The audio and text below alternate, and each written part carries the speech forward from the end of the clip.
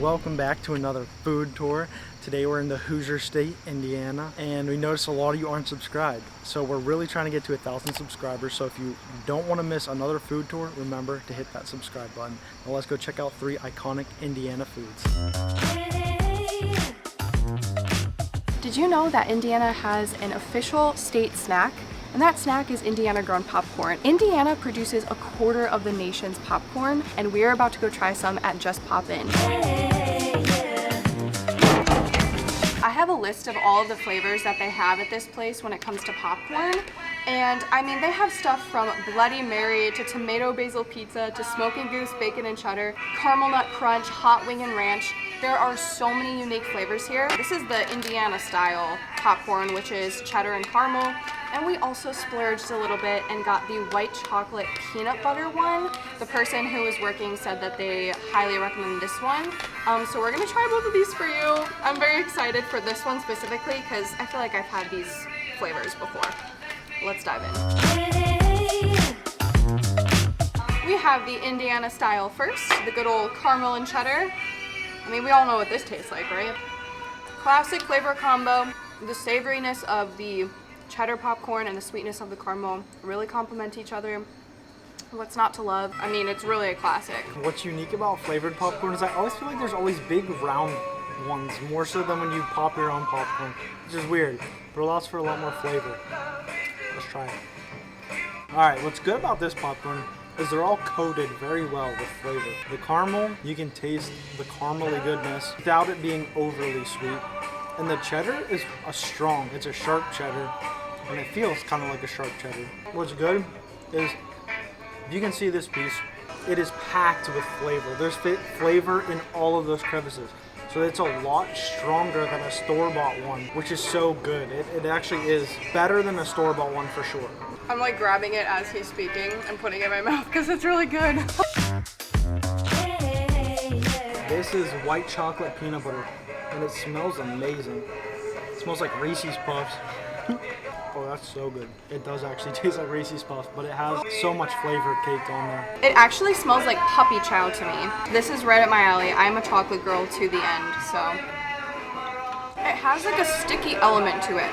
I feel like there's caramel on there, or like toffee. You can taste the different parts of the popcorn. You can taste the peanut butter, you can taste the chocolate, you can taste like this toffee caramel type of thing. And yeah, you're right, there's like no popcorn flavor in there, but just all of the coatedness on there. It is very coated, but delicious.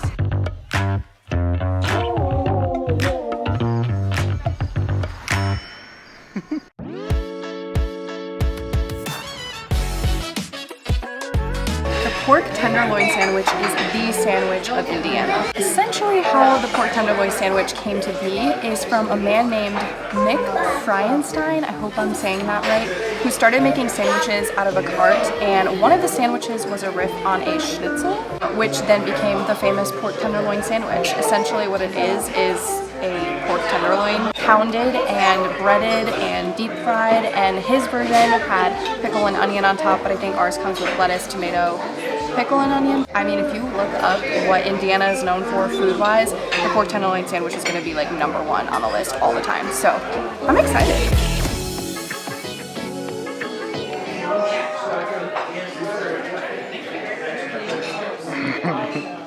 Y'all, I was not prepared.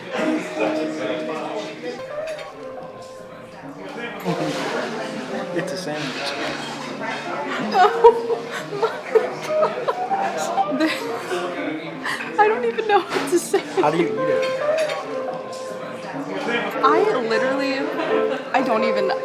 I have no words. This is enormous, but like so paper thin.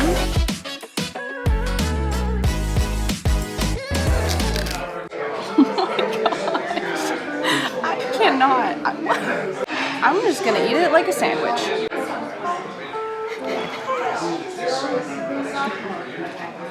Listen, I know it looks huge. I know it looks crazy, but it's so paper thin that it's perfect. like that crispiness on there. Holy crap, the pickles go so well with it. It is very delicious, I have to say. It's like, the best way I can describe it is a super thin, really good, just a fried chicken that's super thin. I don't even know how else to say it. But it's pork. It's a pork tenderloin. It's so good. That's like if someone smashed a chicken nugget.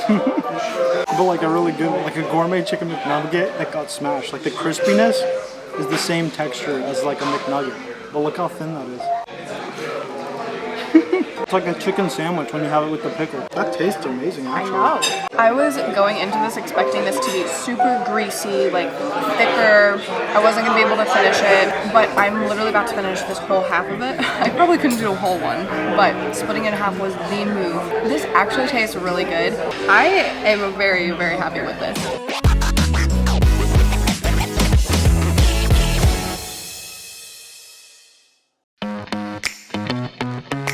We just finished our pork tenderloin sandwich and we both thought it was really good, especially with the toppings. Also, our waitress Abby was super helpful and told us a bunch of things that we could do around here, some restaurants that she likes. So we'll have to come back and check them out in a future video. We're in the car again. I feel like this happens all the time. But listen, we've had our fair share of pies on our food tours. We've had Kentucky Derby pie. We had shoe fly pie in Pennsylvania.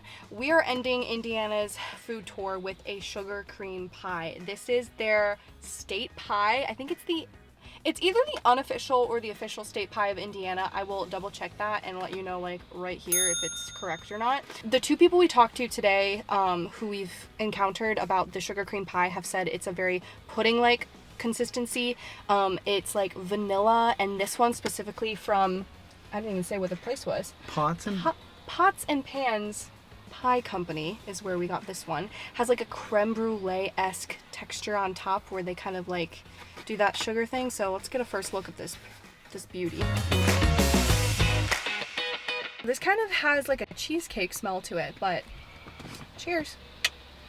The sugar right there is a little burnt.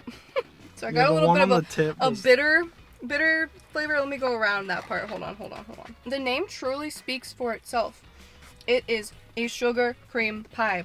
I mean, it's sweet. It has a vanilla flavor to it, and it's creamy. It's like, I wouldn't say this one is like pudding, but it has more of a half pudding, half cheesecake kind of texture going on to it. But I mean, it's sweet, it's vanilla-y, it's cheesecakey with like a little bit of a pudding texture resemblance to it. Here's the crust. That pie crust is really good. It's not as puddingy as the people were talking about. I think it's because it was sitting in the fridge, but it looks good. It looks kind of like a cheesecake again. That texture's weird, to be honest. It's kind of like dough texture. Flavor is good. Like Play-Doh. Yeah, it kind of feels like a Play-Doh in your mouth. Threw me off for a second, so I didn't think about the flavor, but I can't stop thinking about the texture. It tastes kind of like a sugar cookie with like a sticky Play-Doh texture. Alright, finishing up our food tour in Indiana. I thought it was all pretty good. None of them were bad. The pork tenderloin was the surprising food for me. It was huge, it was good, and it was unique. The popcorn was not unique, but it was good, and the pie was unique, and it was pretty good. It wasn't my favorite pie. Yeah. But like, I think if you had someone who made a homemade sugar cream pie, it'd probably be really good. Like, it has a lot of potential. Indiana is a plus, you know? Remember to hit that like button. And subscribe.